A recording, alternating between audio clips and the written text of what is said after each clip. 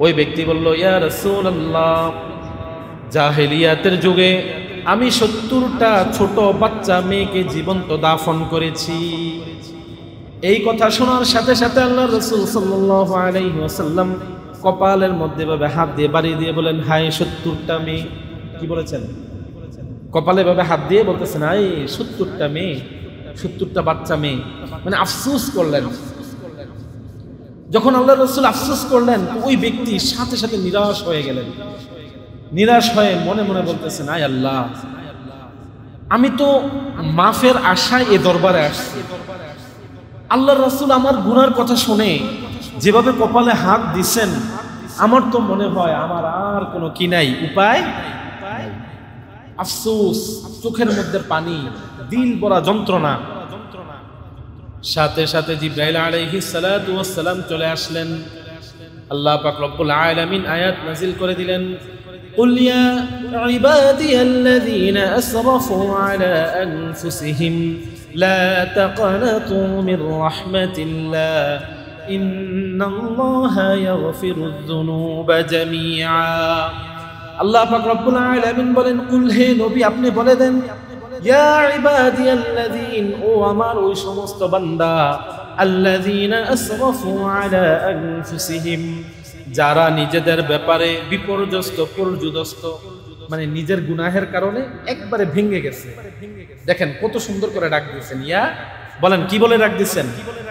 ইয়া ইবাদি, ইয়া ইবাদিয়াল্লাযীনা আসরাফু আলা আনফুসিহিম, ও আমার ওই বান্দা যে নিজের গুনাহের কারণে নিজে নিজে আত্ম প্রবঞ্চনায়, নিজের কষ্টে নিজে জলে পুরে ছারখার হয়ে যাচ্ছে। আল্লাহ বলতেছেন, লা তাকনাতু মির রাহমাতিল্লাহ, আল্লাহর রহমত থেকে কি হয়ে যায়ও না, নিরাশ হয়ে যায়ও না। ইন্নাল্লাহা ইয়াগফিরুয যুনুবা জামিআ, আল্লাহ পাক রব্বুল আলামিন ওয়াদা দিচ্ছেন, ইন্নাল্লাহা, নিশ্চয় আল্লাহ, ইয়াগফিরুয যুনুবা জামিআ, পিছনের যত গুনাহ আছে সব মাফ করে দেন। আলহামদুলিল্লাহ, الحمد لله نحمده ونستعينه ونستغفره ونؤمن به ونتوكل عليه ونعوذ بالله من شرور أنفسنا ومن سيئات أعمالنا، من يهده الله فلا مضل له ومن يضلله فلا هادي له، ونشهد أن لا إله إلا الله وحده لا شريك له، ونشهد أن سيدنا ومولانا محمدا عبده ورسوله، أرسله بالحق بشيرا ونذيرا وداعيا إلى الله بإذنه وسراجا منيرا.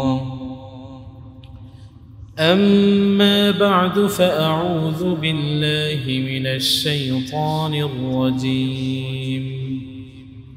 بسم الله الرحمن الرحيم. يا أيها الذين آمنوا توبوا إلى الله توبة نصوحا. وقال تعالى في آية أخرى،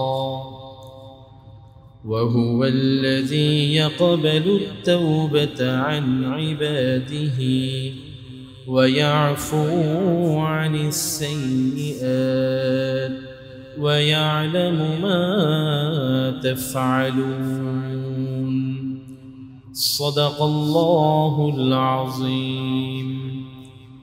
وقال رسول الله صلى الله عليه وسلم: التائب من الذنب كمن لا ذنب له أو كما قال عليه الصلاة والسلام درود شريف اللهم صل على محمد وعلى آل محمد كما صليت على إبراهيم وعلى آل إبراهيم إنك حميد مجيد اللهم بارك على محمد وعلى آل محمد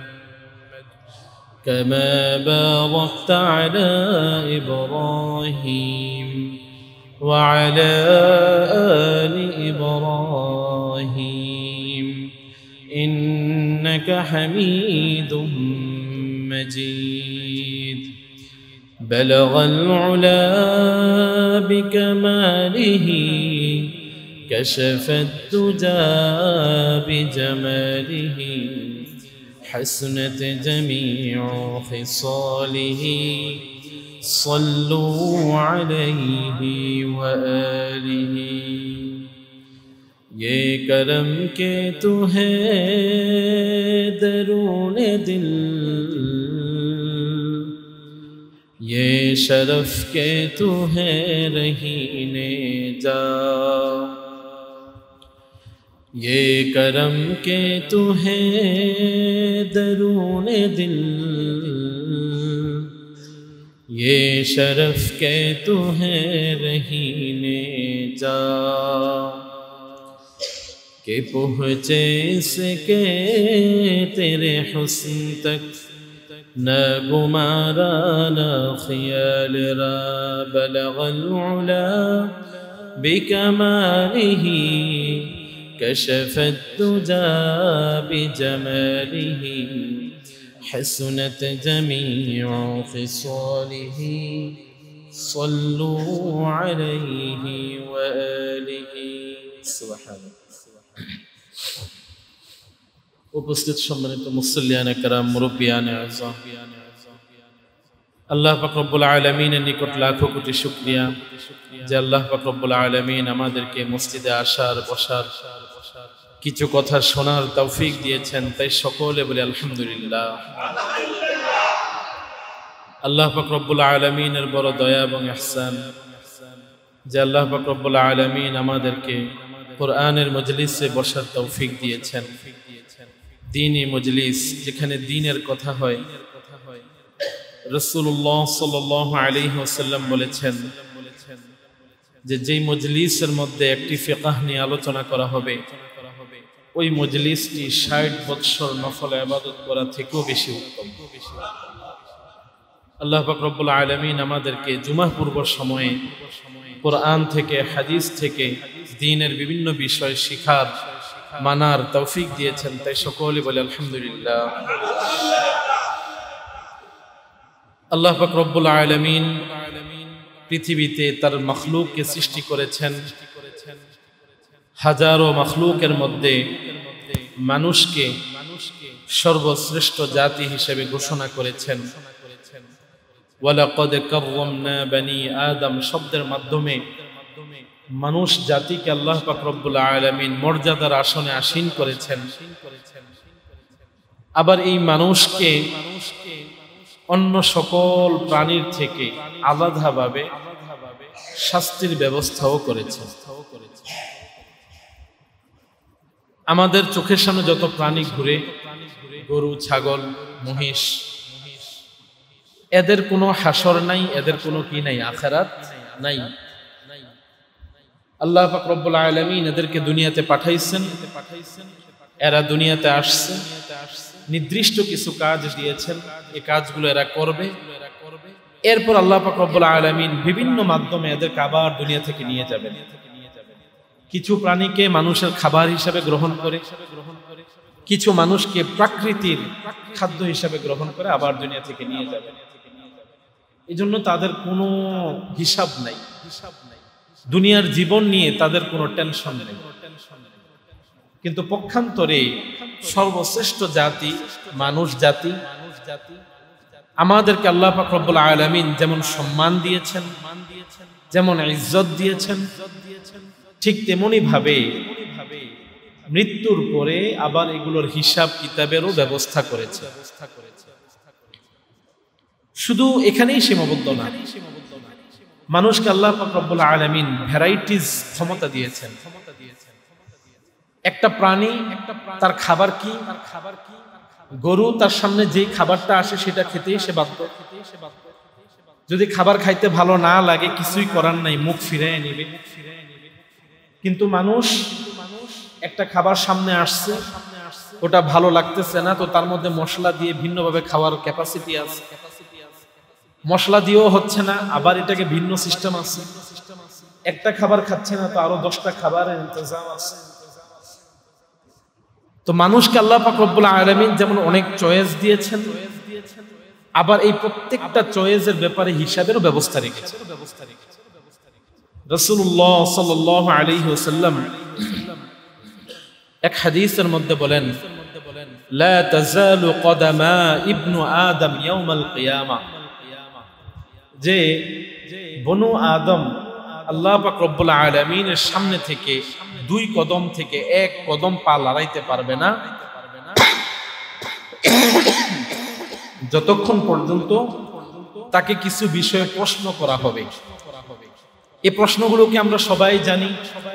আন উমরিহি ফিমা আফনাইতা, তোমার হায়াতকে তুমি কোন কাজে ব্যয় করেছো, এবং তুমি সম্পদ কোন জায়গা থেকে অর্জন করেছো, কোথায় খরচ করেছো।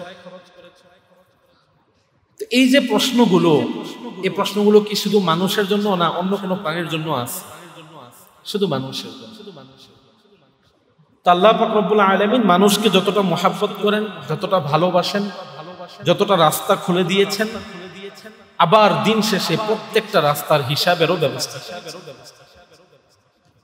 এই জন্য আল্লাহ রাসূল সাল্লাল্লাহু আলাইহি ওয়াসাল্লাম আমাদেরকে ইস্তিগফারের প্র্যাকটিস করিয়েছেন। এক সাহাবী বলেন, আমি আল্লাহ রাসূল সাল্লাল্লাহু আলাইহি ওয়াসাল্লামের পাশে বসে দিনের একটা অংশ ব্যয় করেছি, আর আমি দেখেছি আমার নবী মুহাম্মদ মুস্তাফা সাল্লাল্লাহু আলাইহি ওয়াসাল্লাম 70 বার আল্লাহর কাছে তওবা করেছেন, ইস্তিগফার করেছেন। বলেন, রাসূলের কি কোনো গুনাহ আছে? কোনো অপরাধ আছে? তাহলে যে নবীর কোনো অপরাধ নাই, আল্লাহ পাক রব্বুল আলামিন কোরআনে কারীমের মধ্যে বলেছেন, লিয়াগফিরা লাকাল্লাহু মা তাকদ্দামা মিন যামবিকা ওয়া মা তাআখার। ও আল্লাহর নবী, আল্লাহ পাক রব্বুল আলামিন আপনার পিছনের গুনাহ, সামনের গুনাহ maaf করে দিয়েছেন। মা তাকদ্দামা মিন যামবিকা ওয়া মা তাআখার, পিছনের গুনাহও maaf, সামনের গুনাহও maaf। তো আমার নবীর সব গুনাহ maaf, কোনো গুনাহ নাই, নিষ্পাপ। তারপরেও তিনি কেন এক বসার মধ্যে 70 বার ইস্তিগফার করলেন? কারণ উলামায়ে কেরামগণ বলেন, কোরআনে কারীমের মধ্যে আল্লাহ পাক রব্বুল আলামিন জায়গায় জায়গায় তাওবার জন্য বলেছেন। আর রাসূল সাল্লাল্লাহু আলাইহি ওয়াসাল্লাম উম্মত যেন তাওবার প্র্যাকটিস করে, এই জন্য নিজে বেশি বেশি ইস্তিগফার করে দেখায় দিয়েছেন যে আমি নবী হওয়া সত্ত্বেও যদি আমি ইস্তিগফার করতে পারি, তো তুমি তো উম্মত, তুমি তো বান্দা খোদার, তোমার তো প্রশ্নোত্তর আছে, তোমার তো জবাবদিহিতা আছে, তুমি কতবার করা লাগে। কোরআনের মধ্যে আল্লাহ পাক রব্বুল আলামিন এক আয়াতের মধ্যে বলেন, ওয়াতুবু ইলাল্লাহি জামিআন আইয়ুহাল মুমিনুনা লাআল্লাকুম তুফলিহুন। এখানে অধিকাংশই মাদ্রাসার ছাত্র। ওয়াতুবু, এটা আমরের সিগা, আদেশ সূচক।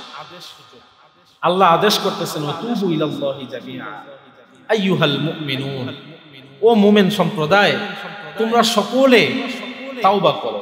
কি করো বলেন? কেন?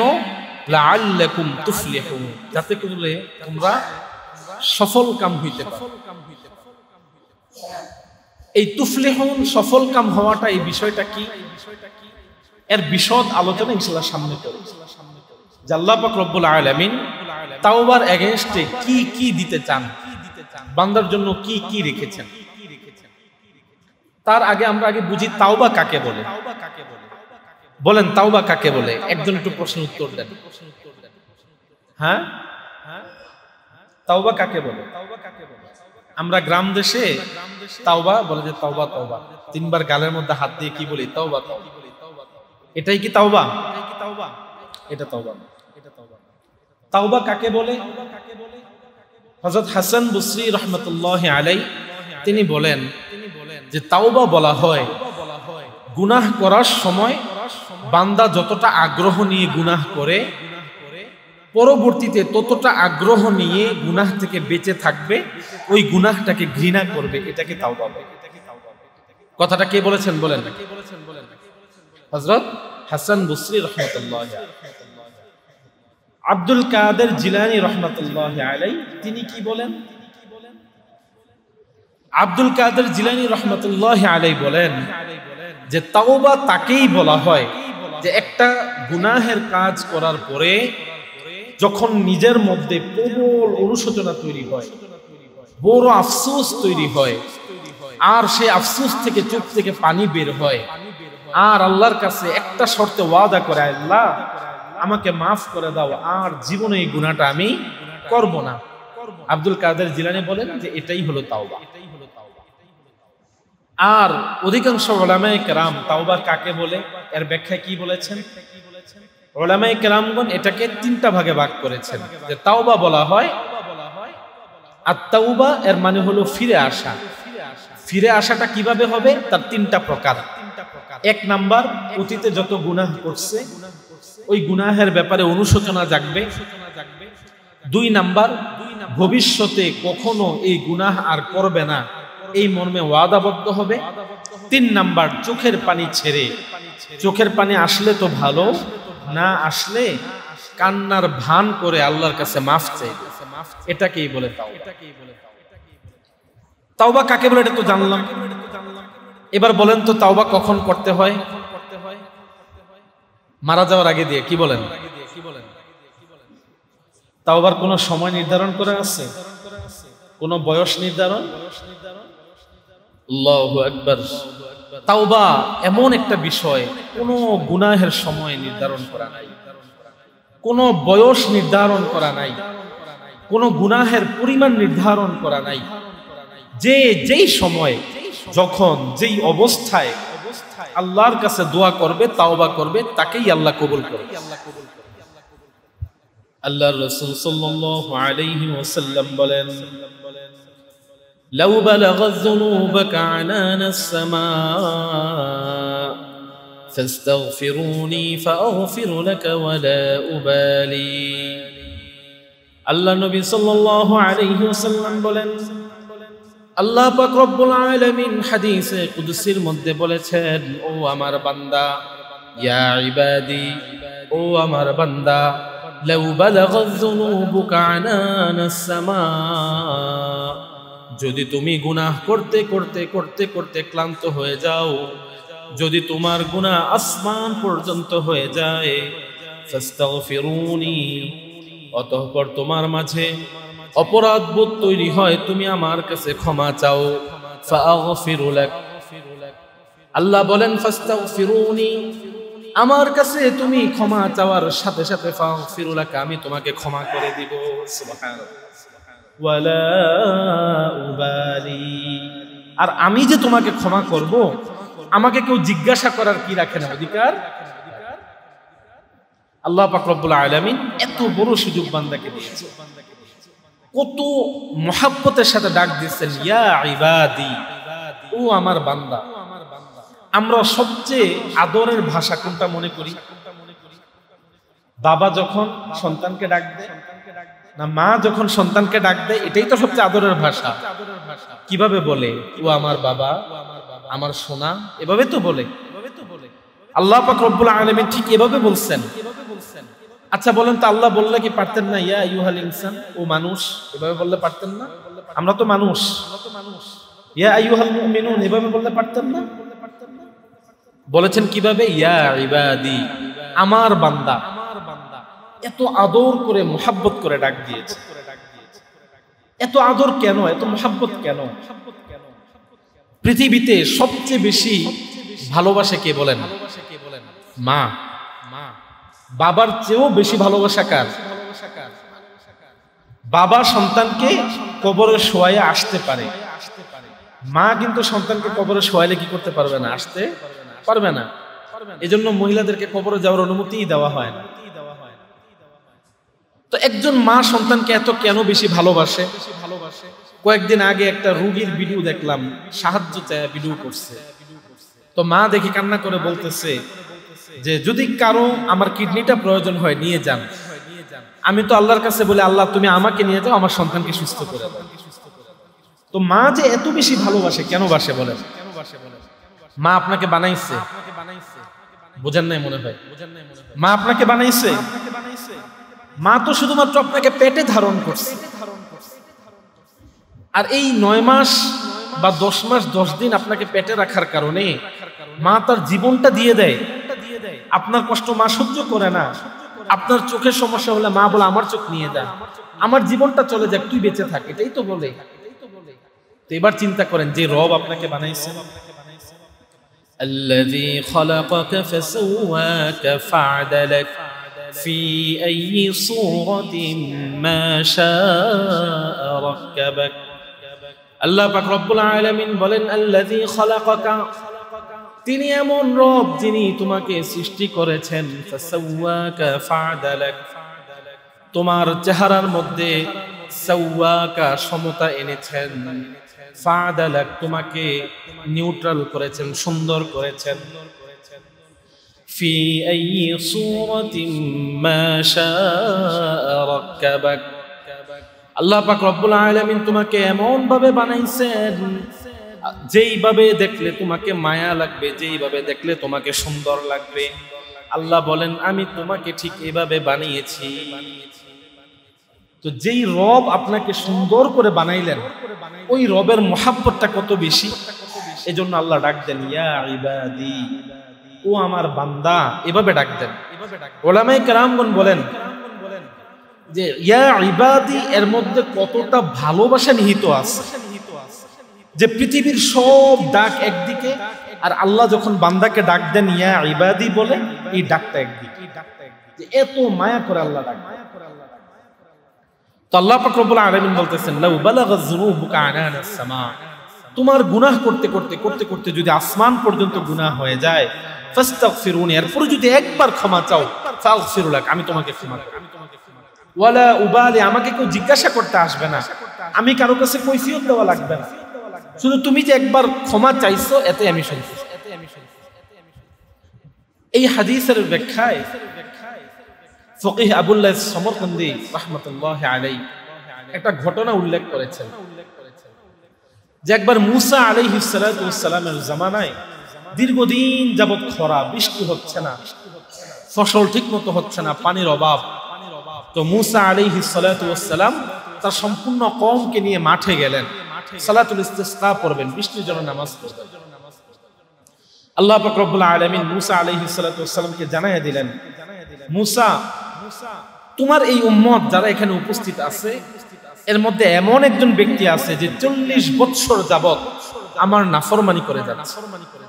সে যতক্ষণ এই জায়গার মধ্যে আছে আমি কি দিব না? বৃষ্টি দিব না। মুসা আলাইহিস সালাতু ওয়াস সালাম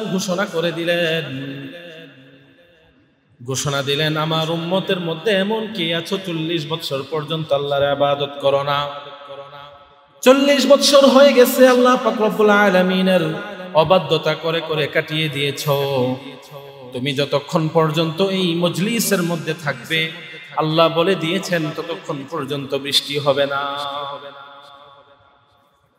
যে ব্যক্তি 40 বছর আল্লাহর নাফরমানি করেছে, সে মাথা নিচুর দিকে দিল। সে চিন্তা করলো এখন যদি আমি এই মজলিস থেকে বের হয়ে যাই, মানুষ আমাকে পাপিষ্ঠ হিসাবে চিনে রাখবে, সমাজের মধ্যে মুখ দেখাইতে পারবো না, আত্মীয় স্বজনের কাছে মুখ দেখাইতে পারবো না। সে চরম লজ্জায় বিপদে বাধ্য হয়ে মাথা নিচের দিকে দিয়ে বলতেছে ইয়া ইলাহি ইয়া ইলাহি আসাইতুকা 40 সানাতান ফাআমহালতানি, জিতুকা তাইবান ফাকবিলনি। ওই ব্যক্তি মাথা নিচু করে দিয়ে চোখের ফোঁটা পানি ছেড়ে দিয়ে আল্লাহর কাছে বলে, ইয়া ইলাহি, ও আমার পরওয়ারদিগার, আসাইতুকা 40 সানাতান, 40 বছর পর্যন্ত তোমার গুনাহ করেছি, নাফরমানি করেছি।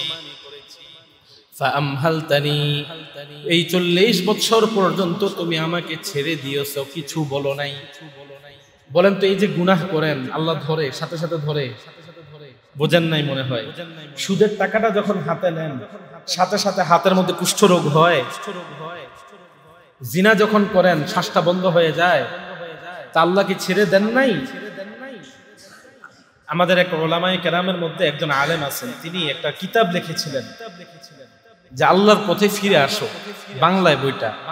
তার মধ্যে লিখেছেন যে বান্দা, তুমি যখন গুনাহে লিপ্ত থাকো, যখন তুমি পরনারীর সাথে জিনায় লিপ্ত, তুমি বদ্ধ রুমের মধ্যে আছো, তুমি সরাসরি আল্লাহর আদেশকে অমান্য করতেছো। আল্লাহ চাইলে পারতেন সাথে সাথে ওই রুমের চারপাশে অক্সিজেন বন্ধ করে দিতে। আল্লাহ চাইলে পারতেন এই জমিনটা ধসায়া দিতে। আল্লাহ চাইলে পারতেন আসমান থেকে বজ্রপাত এসে তোমার ঘর সহ তোমাকে জ্বালায় দিতে। কিন্তু আল্লাহ তোমাকে মুহলত দেন, সময় দেন, একটু সুযোগ দিচ্ছেন যে দেখি, আরেকটু দেখি ক্ষমা চায় কিনা। যখন এরকম বান্দা একবার, দুইবার, তিনবার, পাঁচবার, 10 বার আল্লাহর কাছে ক্ষমা চায় না, তখন দেখবেন যে হোটেলে সময় কাটাতে গিয়ে মারা গেছে। পাওয়া যায় না? পত্রিকায় আসে না?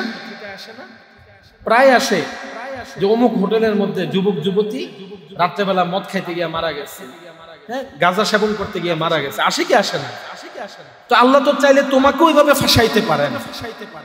এমন মৃত্যু কেউ কামনা করে বলেন? গুনাহ অবস্থায় মৃত্যু, এর চেয়ে বড় নিকৃষ্ট মৃত্যু দুনিয়াতে আর আছে?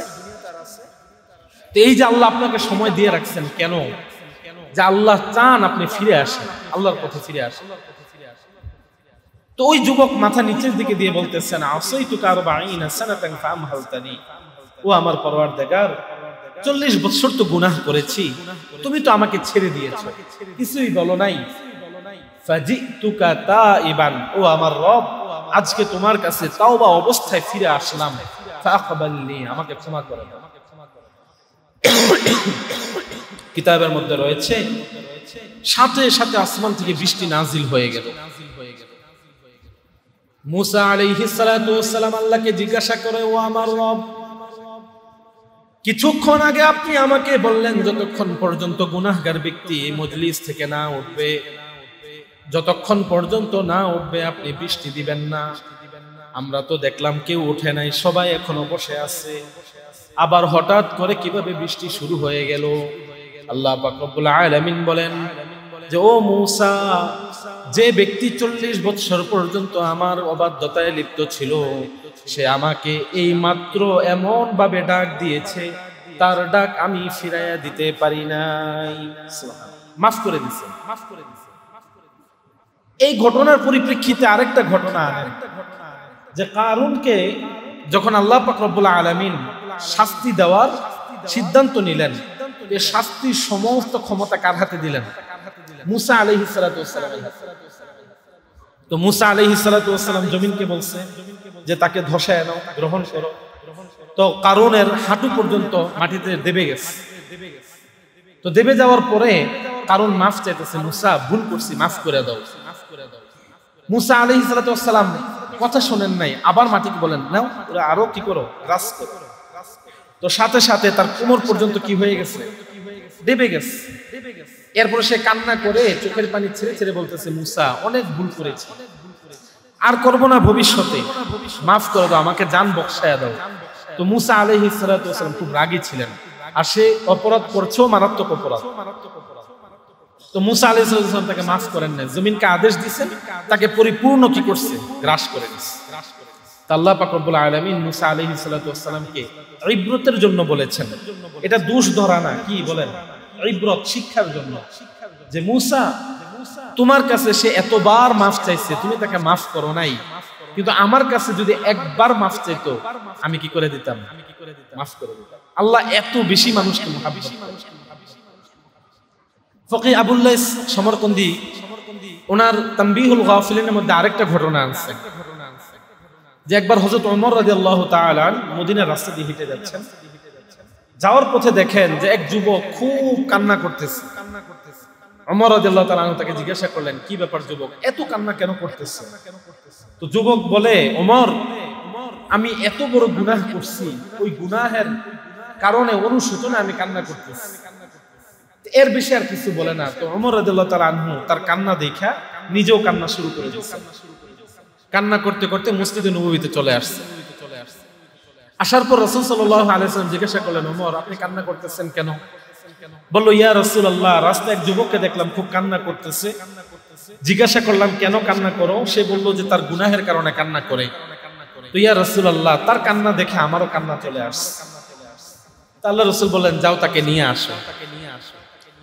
রাসূল সাল্লাল্লাহু আলাইহি ওয়াসাল্লামের দরবারে হযরত ওমর ওই যুবককে নিয়ে আসলেন। আসার পর আল্লাহ রাসূল জিজ্ঞাসা করলেন, যুবক, কেন কান্না করতেছো? তুমি কি করেছো? বলে, ইয়া রাসূলুল্লাহ, অনেক বড় গুনাহ করেছি। আল্লাহ রাসূল জিজ্ঞাসা করেন, কত বড় গুনাহ? আল্লাহর আরশ থেকেও বেশি বড়? যুবক বলে, ইয়া রাসূলুল্লাহ, হ্যাঁ, আল্লাহর আরশ থেকেও বড় গুনাহ করে ফেলেছি। আল্লাহ রাসূল জিজ্ঞাসা করেন, আল্লাহর কুরসি থেকেও বড় গুনাহ? এর মানে বুঝেন তো, যখন কোনো অনুশোচনায় আঘাতপ্রাপ্ত ব্যক্তি কারো কাছে আসবে, তাকে সান্ত্বনা দেওয়া, তাকে সঠিক পথ দেখানো, এটাই শিক্ষা। আল্লাহর রাসূল জিজ্ঞাসা করেন, ও যুবক, তুমি কি গুনাহ করেছো? তোমার গুনাহ কি আল্লাহ পাক রব্বুল আলামিনের কুরসি থেকেও বেশি বড় নাকি? ওই যুবক বলে, ইয়া রাসূলুল্লাহ, আমার গুনাহ আল্লাহর আরশ থেকে, কুরসি থেকেও অনেক বড়। আল্লাহর রাসূল জিজ্ঞাসা করলেন, বলো দেখি কি গুনাহ করেছো? যুবক বলল, ইয়া রাসূলুল্লাহ, আমি কাফন চুরি করি। কিছুদিন পূর্বে মসজিদে এই মদিনার মধ্যে এক নারী ইন্তেকাল করেছে, তার কবরের মধ্যে আমি গেলাম কাফন চুরি করার জন্য। আল্লাহর রাসূল বললেন, হ্যাঁ, এটা তো বড় গুনাহ। বলে, ইয়া রাসূলুল্লাহ, এখানেই শেষ না, আমি আরো একটু খারাপ কাজ করেছি। আল্লাহ রাসূল জিজ্ঞাসা করলেন, কি করেছো বলো? বলল, ইয়া রাসূলুল্লাহ, আমি যখন ওই যুবতীর শরীর থেকে কাফন নিয়ে নিলাম, কাফন নেওয়ার পরে যখন ওই উলঙ্গ যুবতীর দিকে আমার নজর গেল, আমি আমার নফসকে কন্ট্রোল করতে পারি নাই। বলে, ইয়া রাসূলুল্লাহ, সুন্দরী যুবতী দেখে নিজেকে কন্ট্রোল করতে পারি নাই, আমি জিনা করে ফেলছি। আল্লাহ রাসূল সাল্লাল্লাহু আলাইহি ওয়াসাল্লাম এই কথা শোনার পর বললেন, দুইটা riwayat আছে। এক riwayatের মধ্যে আল্লাহ রাসূল সাল্লাল্লাহু আলাইহি ওয়াসাল্লাম শোনার পরে চেহারাটা ফিরায় দিলেন, ফিরায় বললেন, কত বড় কুলাঙ্গার, কত বড় গুনাহের কাজ করেছো। আর এক riwayatের মধ্যে রয়েছে, আল্লাহ রাসূল সাল্লাল্লাহু আলাইহি ওয়াসাল্লাম বলেছেন, এরে যুবক, কি করেছো? এত বড় গুনাহ করেছো যে গুনাহের কোনো মাফ নাই। যুবক এই কথা শুনে দৌড়ে মসজিদে নববী থেকে বের হয়ে গেল। বের হয়ে মসজিদে নববী থেকে হাঁটতে হাঁটতে পাহাড়ের মধ্যে চলে গেল।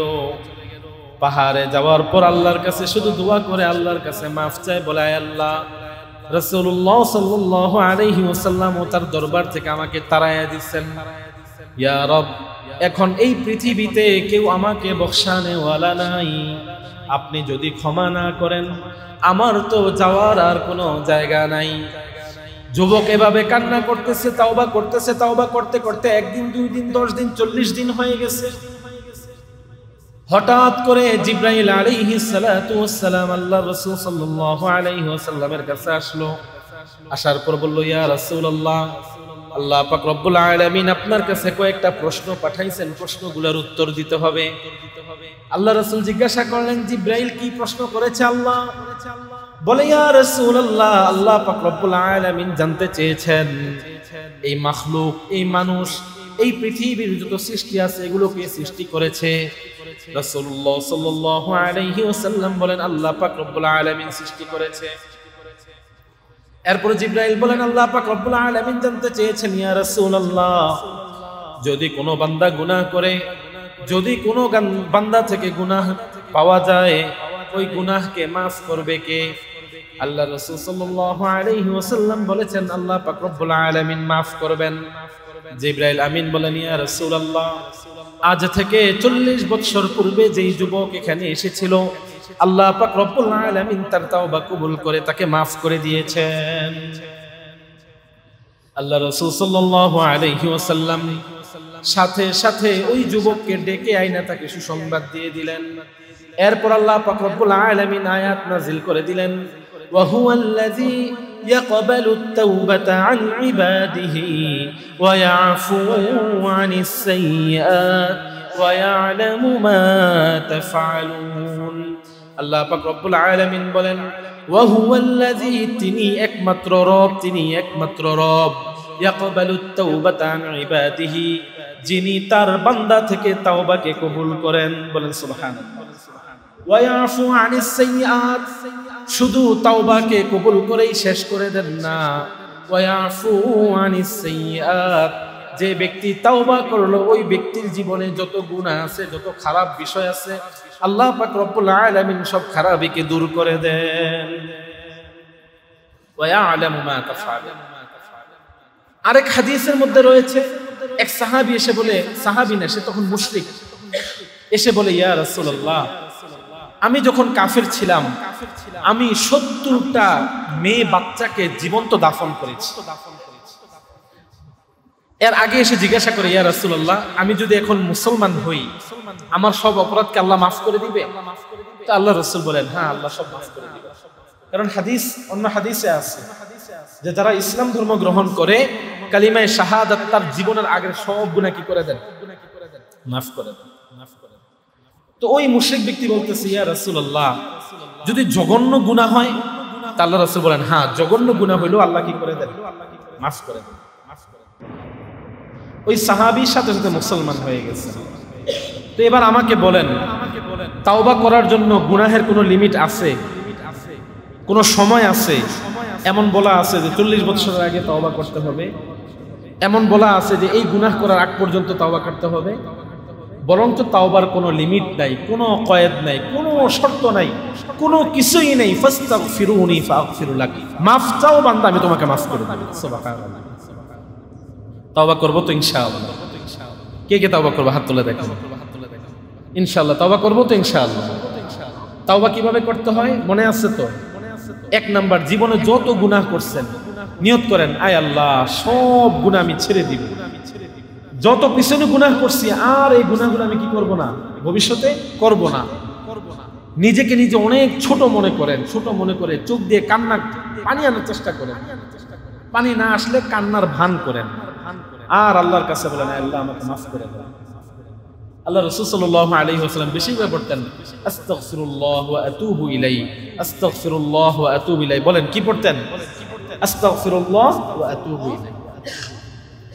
তো এইভাবে তাওবা যখন কেউ করবে, তো আল্লাহ পাক রব্বুল আলামিন তাকে 4টা পুরস্কার দিবেন। সংক্ষেপে শেষ করে দিচ্ছি। 4টা পুরস্কার কি? আল্লাহ রাসূল সাল্লাল্লাহু আলাইহি ওয়াসাল্লাম বলেন, আত-তাইবু হাবিবুল্লাহ। 1 নাম্বার, যে তাওবা করে আল্লাহ পাক রব্বুল আলামিন তাকে নিজের বন্ধু হিসেবে ঘোষণা করে দিবেন। হাবিব আর খলিল আলোচনাটা মনে আছে তো? যে সাথে ইন্টারভিউ দিতে আসছিলাম, যে হাবিবুল্লাহ খলিলুল্লাহর পার্থক্য বলেছিলাম। হাবিবুল্লাহ যাকে আল্লাহ ভালোবাসেন, খলিলুল্লাহ যে আল্লাহকে ভালোবাসে। মনে আছে তো?